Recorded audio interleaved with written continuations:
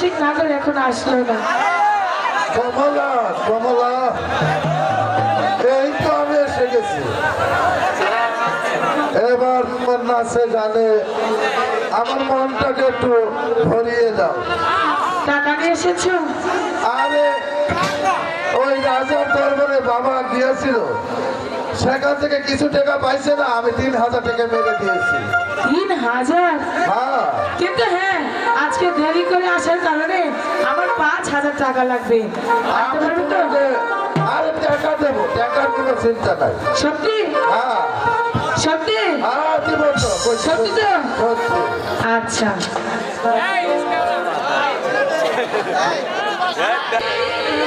নাই তো, কি বলি? এরা টাকাও নাই। টিয়া নাই? টিয়া নাই? এই, সত্যি টিয়া নাই? একটুও না। কই যাইতেছস? তাহলে জামা কাপড় খুললে তুই পরে যা। হ্যাঁ যাবো, এরা টাকাও নাই। সবটি পাবলিক রে ডাক দিয়ে নিয়ে যাবো, কিন্তু করে দিলাম জামা কাপড় খুললে তুই পরে যা।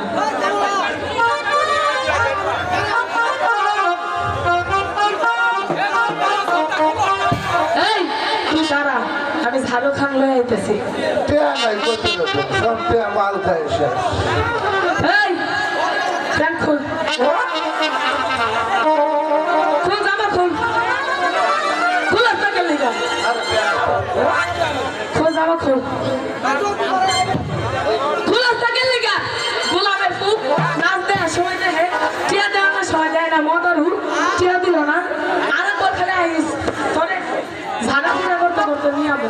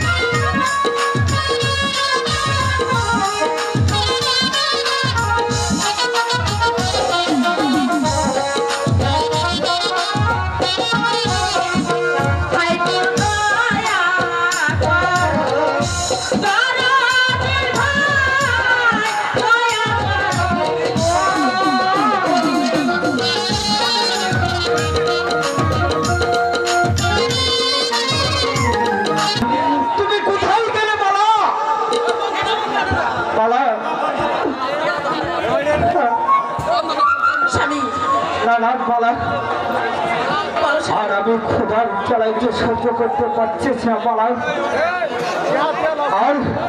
আর কত দূর ওই মহেশ? স্বামী, তুমি এখানে একটু বসো, আমি দেখি কিছু খাবার পাই কিনা। যাও পালা, আমি যে ক্ষুধার জ্বালায় যন্ত্রণায় আর সহ্য করতে পারছি না। তুমি যাও, আমার জন্য একটু জল আনতে পারো কিনা? যাও। এই সাথী, তুই ভাইজানকে ছেড়ে কোথায় যাবি? তুই ভাইজানের সাথে থাক, আমি দেখি আশেপাশ থেকে ফল আনতে পারি কিনা। তুই দাঁড়া, আমি দেখে আসি পাই কিনা। আচ্ছা।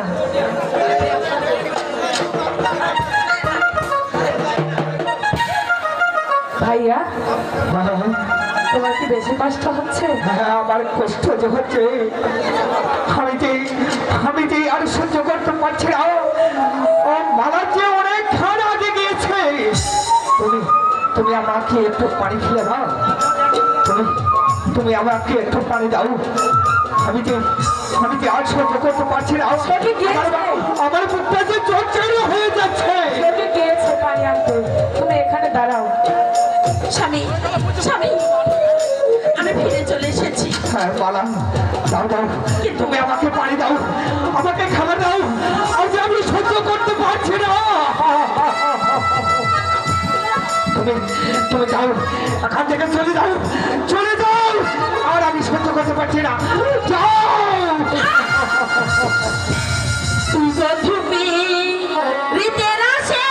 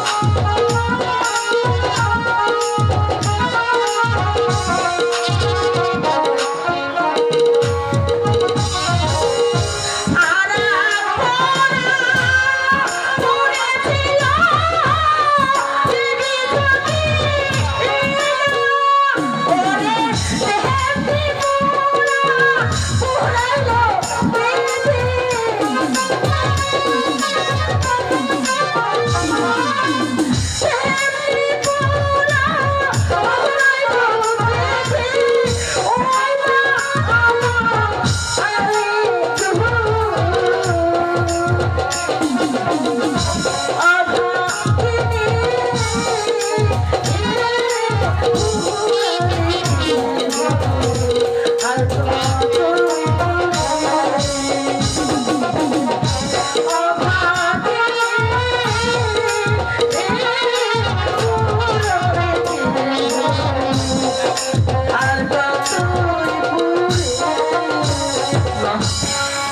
মালা, স্বামী তোমাকে যে আমি বলে বুঝেছি মালা, স্বামী তুমি তুমি হয়তো আমার জন্য বাড়ি আনতে পারো নাই বাবা, কিন্তু আমার বুক যে চৌচড়ে হয়ে যাচ্ছে বাবা। আর যে আমি ক্ষুধার যন্ত্রণায় সহ্য করতে পারছি না বাবা। স্বামী তুমি এখানে একটু বসো। তুমি কি আমার জন্য একটু খাদ্য জোগাড় করতে পারবা না বাবা? পারবা না? সখী তুই কেন যাবি? তুই ভাইজানের কাছে বস, দেখি আমি কোথা থেকে খাবার জোগাড় করতে পারি। ঠিক আছে, তুই কি দেখে শুনে আবার আসতে পারবি? ঠিক আছে, আমি আসতে পারবো, আমাদের চিন্তা করিস না। দেখিস বেশি দেরি করিস না কিন্তু। ঠিক আছে, কিন্তু তুই এখানে জানিস, হ্যাঁ কোথাও যাস না। ঠিক আছে, তুই কিন্তু যাবি আর আসবি। ঠিক আছে, তোরাও এখান থেকে কোথাও যাস না। ঠিক আছে,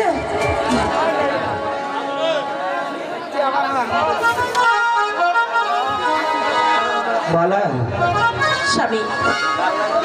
সখী হয়েছে? হ্যাঁ স্বামী। সখী তো এখনো আসছে না। চলো স্বামী, আমরা ওই গাছের নিচে যেয়ে একটু বিশ্রাম করি।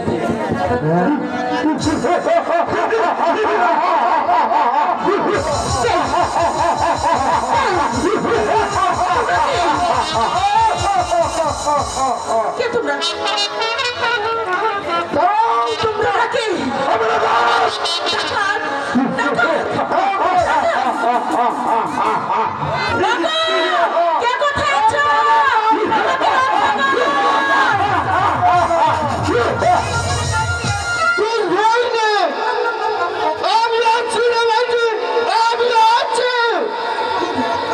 বাবাজি আমাকে রক্ষা করো। কে কে মালা?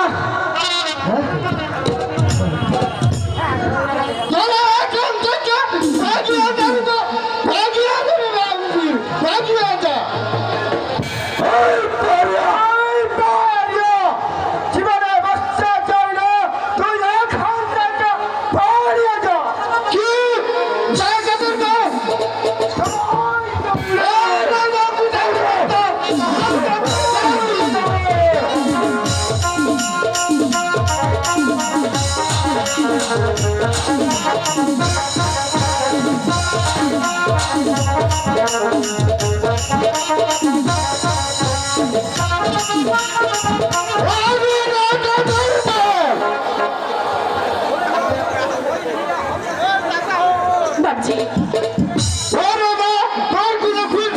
বাবাজি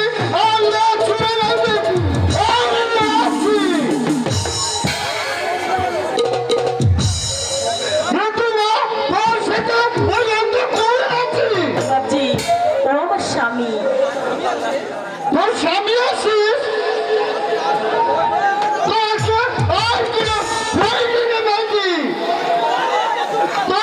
আমার সাথে চললো, আমি ওই পুলিশ আচ্ছা বাবা, আমাদেরকে মহেশপুরের পথ দেখিয়ে দাও। আমার সাথে চললো।